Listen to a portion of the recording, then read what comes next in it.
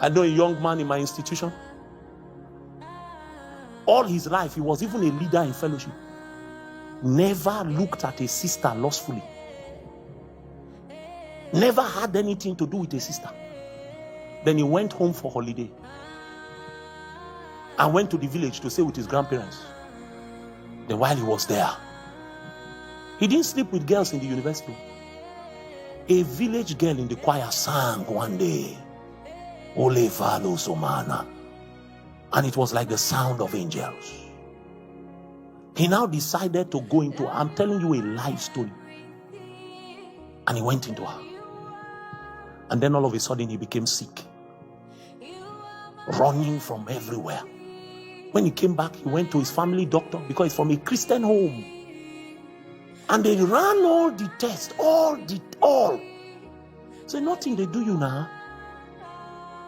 The doctor said, if not that I know you, that you are a man of God, I would have said you should do HIV test. The guy broke down in tears and said, Oga, we need to do the test. I'm a man of God, but a village girl. So they ran the test and found him HIV positive. The one time he decided that he will step out of his consecration, Satan was waiting. God will go and look for a soldier who understands that I cannot be entangled.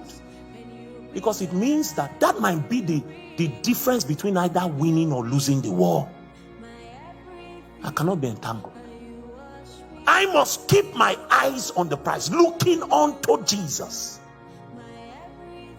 the author and the finisher of the faith. So Paul begins by showing us that there is warfare, and the first posture that the believer takes is the posture of a soldier. And in being a soldier, what is important is to know the consecration of a soldier. Where there are general consecrations, there are also unique consecrations to every calling. Look at David's mighty men. There were some that were good with spears. There were some that were good with swords. There were some that could haul stones. Each weapon of war demanded a different kind of consecration. What is required to be a great skilled swordsman is not necessarily the same requirement for you to be a great archer or a user of bows. Everyone is a soldier, and everyone must look at their appetite. Everyone must ration their sleep. Everyone must wear their uniform. Everyone must man their gate. But for you to become a technocrat with your own weapon, to become one with your weapon, there is a unique consecration for you. If you will excel and succeed in the hand of God, you will need to find that consecration and be one with it. Be one with it.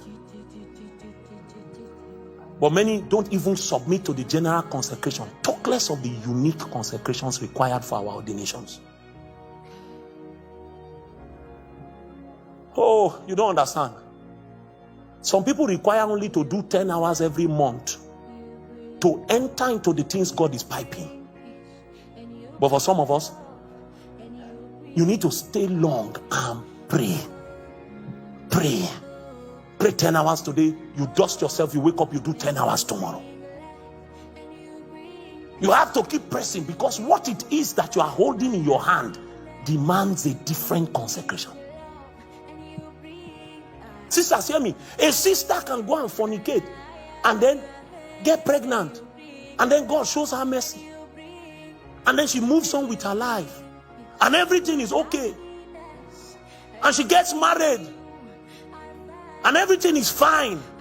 But you, everything is tied to you marrying as a virgin, and you've not found it. Just imagine, bro, that the day the angel of the Lord came with the package of the Messiah, he found that Mary had become intimate with Joseph. Are you with me? Wait first. Do you know that that prophecy does not have anybody's name on it? Are you aware? The prophecy simply said a virgin will do what? Conceive and give birth to a son. So it means that every virgin in Israel was qualified to carry that prophecy. That prophecy did not say, Mary, oh, a certain virgin called Mary will conceive. No. He said, a virgin. So just imagine that the night before the angel dispatched from heaven with the courier of God, that Mary went to Joseph's house. You know, they were betrothed. They were engaged. Went to Mary's house, then Joseph's house, then Joseph touched her pointed nose and said, Kai, this your nose reminds me of the cedars of Lebanon. Then Mary entered into the kitchen and made indomie with fish. As she was boiling the indomie, Joseph was shaking his leg. No one ever cooked like thee. And as they brought the indomie, they sat down together, looked into each other's eyes, and the atmosphere changed. And then all of a sudden, Joseph went into Mary. Maybe when they finished, they now fell on the floor and they started crying. God show us mercy. By that one act, she had disqualified herself from destiny. She was the one that was chosen, but everything was tied to a posture. That to carry this thing, you've been chosen, but the qualification to even be in the group that will be chosen is that you must be a virgin. That's the consecration required for what it is God wants to give you. I know a young man in my institution. All his life, he was even a leader in fellowship. Never looked at a sister lustfully. Never had anything to do with a sister. Then he went home for holiday and went to the village to stay with his grandparents. Then while he was there, he didn't sleep with girls in the university. A village girl in the choir sang one day, Ole Valo Somana, and it was like the sound of angels. He now decided to go into, I'm telling you a life story, and he went into her. And then all of a sudden he became sick, running from everywhere. When he came back, he went to his family doctor because he's from a Christian home. And they ran all the tests, all. So nothing they do you now. The doctor said, if not that I know you, that you are a man of God, I would have said you should do HIV test. The guy broke down in tears and said, Oga, we need to do the test. I'm a man of God, but a village girl.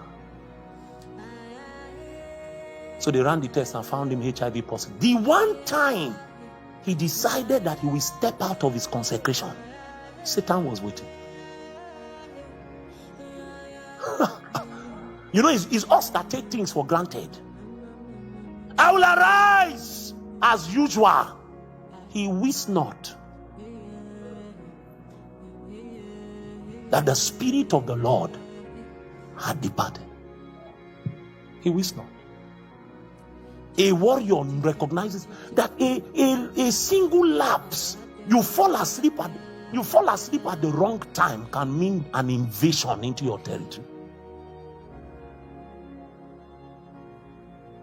Say a warrior that is manning the gate, he knows that his end of duty is 6 p.m. Then he's waiting for the man to come and change him. He now decides that because the man who is coming to change him is taking too long, he now decides to walk away. It can be that is how they will enter the nation and kill all the women and children. So even though his legs are shaking, even though it's difficult to stay there, the man to relieve him has not come. He mans his gate. They'll say, he's sleep. Sleep, eh? Sleep. I assure you that if you wake up and you are praying and you hit your head against the wall, you will wake up. You will wake up. But it has not become such important. You don't see it as consecration. You have not come to recognize that you can't survive without prayer. You have not come to realize that you can't survive without fasting.